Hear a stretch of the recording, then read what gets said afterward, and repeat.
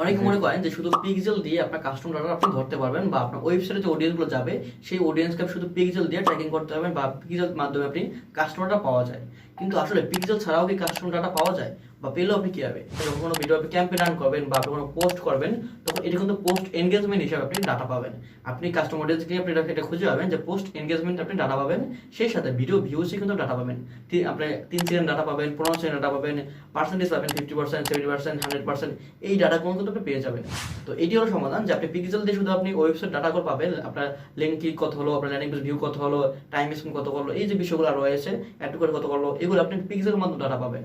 আর যখন আপনি পিক্সেল তো ওয়েবসাইটে যাওয়ার আগে যে পেজটা আসবে, যে পেজের মাধ্যমে, যে পোস্টের মাধ্যমে ওই পোস্টের ডাটা পাবেন, সেটা আপনার কাস্টমার অডিয়েন্স, যে আপনার কাস্টমার অডিয়েন্স রয়েছে সেখানে গিয়ে আপনি এই ডাটাটা কিন্তু খুঁজে পাবেন। আর পোস্ট এনগেজমেন্ট এবং ভিডিও ভিউজ থেকে আরও আপনার টুলস রয়েছে, এগুলো আপনি কিন্তু খুঁজে খুঁজে আপনাকে নিতে হবে, আপনি ইউটিউব সার্চ দিয়ে আপনি পেতে পারেন। তো আমি যেটা